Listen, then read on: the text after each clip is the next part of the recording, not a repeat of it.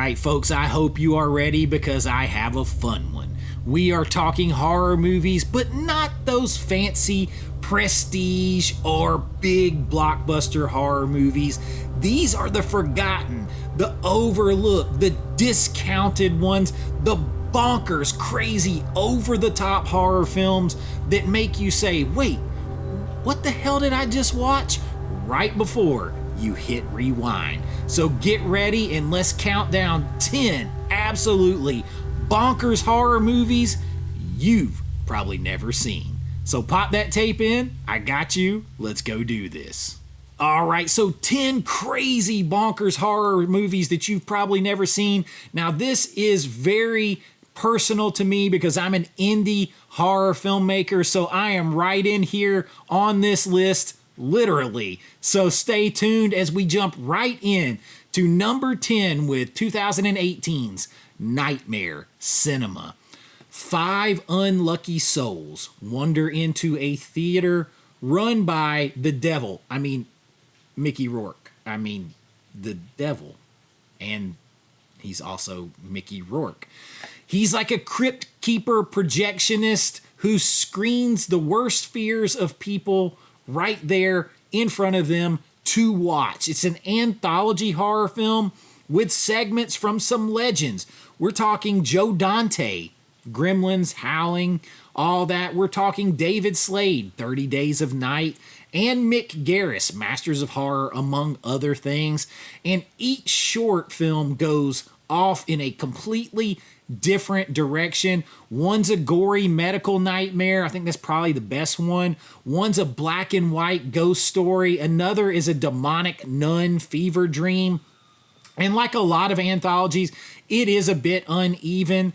But it feels kind of like flipping channels through the collective subconscious of all of our horror fandoms. And there's something kind of cool about that. It's kind of like Creepshow if it were interconnected more and was like being made on 15 shots of espresso in somebody's midlife crisis. This thing is crazy, but there's something extra sinister underneath with Mickey Rourke and who he really is. So I have Nightmare Cinema at number 10.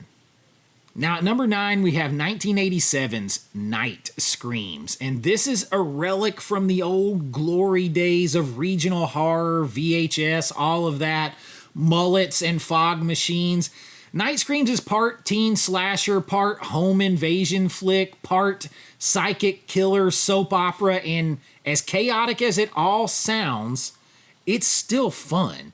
It's got a high school football star who throws a house party while 2 escaped convicts sneak into the neighborhood. Then the body count begins to rise. It's pure 1987, which I like about it.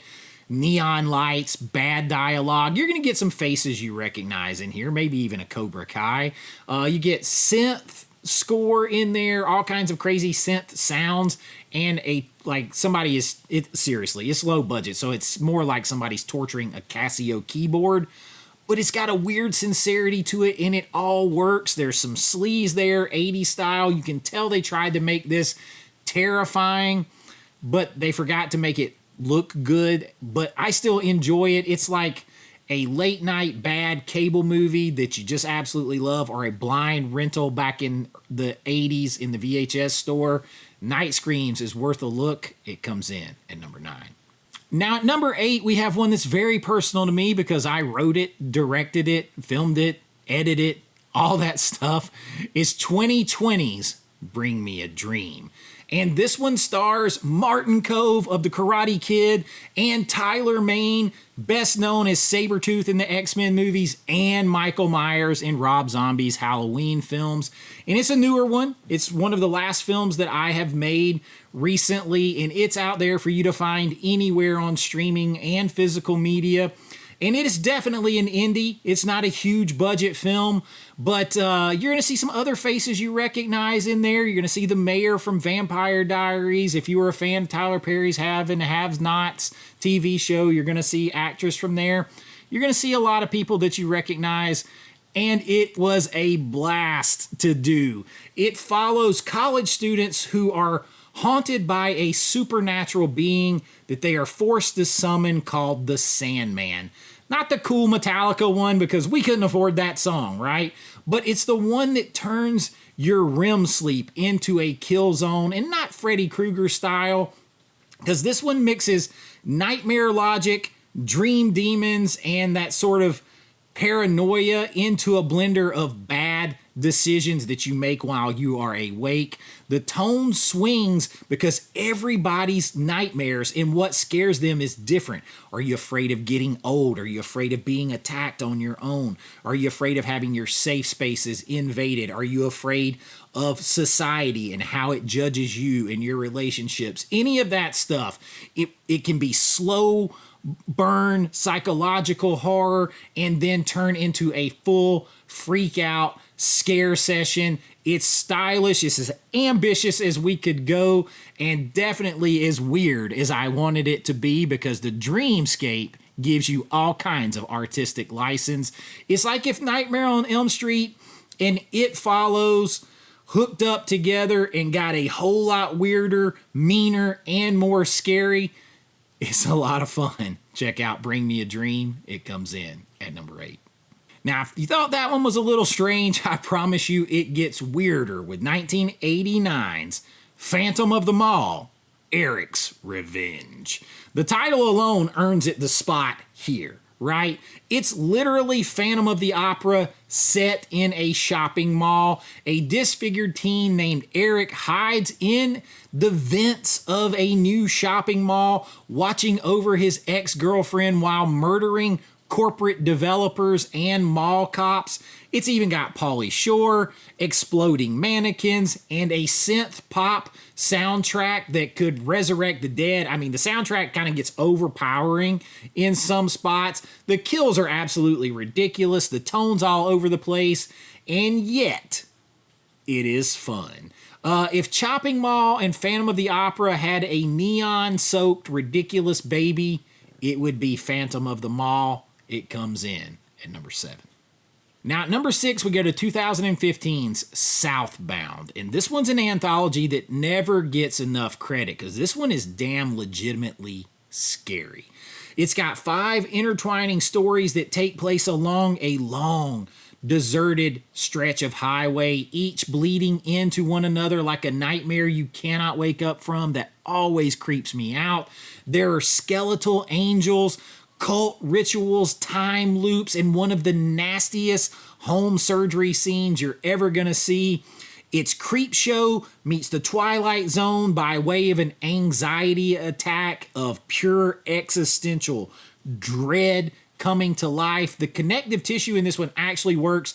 I was sucked in from the first moment when they're driving in a straight line past this town, and they keep driving straight and they keep ending up back in the same place. I was like, whoa, I got to see what's going on here. It's creepy. It's clever, genuinely scary to me, and very stylish. I think it deserves more love. Southbound comes in at number 6.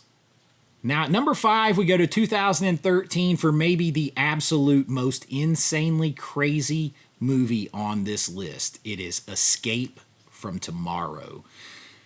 Definitely, I'm not even going to argue it. It's the craziest, most insane movie on this list, because technically it was shot without Disney's permission inside of Walt Disney World. Now, you can't say illegally. Some people say that because they had no permits, no permission. It was all done guerrilla filmmaking style. But why didn't Disney sue them? Because you are allowed to film in Disney parks. And if you are in public at a Disney park, you have no reasonable right to privacy. So you can't say, hey, I didn't sign on to be on that video. That's the reason people can vlog and all that stuff at the Disney parks. So Disney really couldn't fight it, right? And had they tried, they would have just made the movie even bigger. And as it is, it made it all the way to Sundance. It's just guerrilla filmmaking at the happiest place on earth.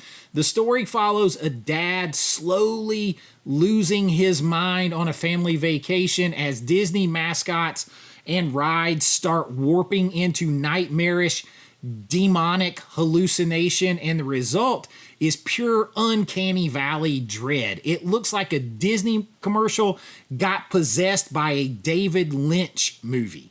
That's what you got here, but it is rough around the edges, but you've got to admire the audacity. I think they had to ride It's a Small World in Disney World's Magic Kingdom in Orlando. I think it was, like you said, over 100 times to get the footage that they needed.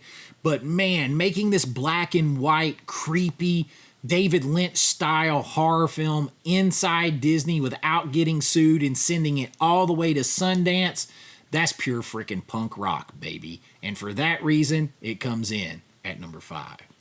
Now at number 4, we go all the way back to 1968 for a Hammer film, The Devil Rides Out. This is Hammer Films at maybe their absolute weirdest and most elegant, and I dig this movie, man. Christopher Lee, for once, he's playing the hero in this. He battles a satanic cult that summons demons and performs rituals and genuinely looks like they are having a great time doing so. This is high-class pulp horror, candlelit mansions, British accents, and yet we have goat-headed satanic demons rendered in glorious Technicolor. There's an awesome Scream Factory Blu-ray of this. So it's dated for sure, but it oozes atmosphere and old school charm. If you ever want to see like James Bond meets the Exorcist taking on the half-goat devil, this is your ticket. The Devil Rides Out comes in at number 4. Now at number 3, we go to 2013's Horns. This is where Daniel Radcliffe grows horns overnight and starts making everyone around him confess their deepest, darkest secrets and sins. It's like a biblical Twin Peaks directed by a stoned Neil Gaiman. Half murder mystery, half supernatural black comedy. It balances grief, rage, absurdity, horror, and genuine heart. This was done by Stephen King's son, and Radcliffe absolutely goes for it in this movie. It is R-rated. This ain't Harry Potter. This guy's having a good time, in fact, post Harry Potter. It's messy, it's melodramatic, super bold. It's got a little bit of liar liar to it, which makes it funny while these horrible things are being said. If you ever wanted to know what Liar Liar looked like set in small town America covered with horror and sin, this is the movie for you. Horns comes in at number 2. Horns comes in at number 3. Now coming in at number 2 is 2008's Pontypool. This is underrated and bonkers. A Canadian radio DJ, so you get me with the radio DJ trope, discovers a strange outbreak turning townsfolk into violent, might as well say zombies, but the infection spreads not through bites or anything, but through language itself. So say the wrong word and your brain melts and you become a crazy, attacking, violent rage monster zombie. It's one of the most original horror concepts put out there in recent years. Almost the entire story unfolds inside a radio booth with a lot of stuff happening just off mic, just off air, off camera, and it's still terrifying. There's not a bunch of jump scares, not a bunch of gore, just a constant creeping, increasing paranoia and brilliant writing, in my opinion, that proves you don't need a big budget to mess with people's heads. It's smart horror with teeth. You know it's all out there. And I really dig Pontypool. It comes in at number 2. Now, at number 1 is a personal, cheesy favorite of mine from 1988. It is Cellar Dweller. We close with pure VHS gold and insanity.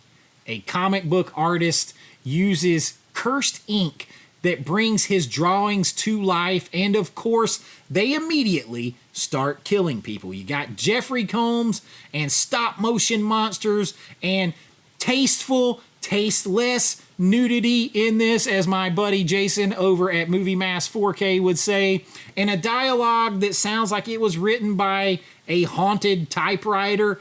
But that's all part of the charm. It's meta before meta horror was cool. It's cheesy, gory, endlessly rewatchable, tons of great practical monster effects in here. It's the kind of film that admittedly probably looked its best on an old CRT TV screen with pizza grease on your remote, a drive-in horror at its most lovable. But there is a great Blu-ray restoration back there by Arrow Films that makes it look better than you've ever seen it. So you see all that gore in all of its glory. Cellar Dweller, so much fun, a contained fun monster movie horror story. It comes in at number 1. So there you have it, 10 bonkers horror movies that you've probably never seen and maybe never should have. Nah, that's bull. You know, these are must-see movies. These are the funnest, and may I recommend my own for once here. You'll be glad you did. Check them out. A lot of them are on Tubi. You can get them on physical media. All of that, they're weird, wild, bursting with outlaw and DIY filmmaking love and spirit that made us fall in love with horror in the first place, because that is what we want from horror: cinematic madness. I'm Chase, and I hope you guys have enjoyed this. If you have, please like and subscribe as the rain falls once again outside my window on a dark and stormy Georgia night. And if you want to help support what we're doing here more, you can check out my Patreon or the YouTube channel membership. The links are below. You'll get your name and lights on every video, behind the scenes looks at my filmmaking, and so much more. And everything helps support the channel, and I really do appreciate it. But until next time, be kind, rewind like always. It's Chase with AV Pop Culture, and I'll see you real soon. Bye-bye.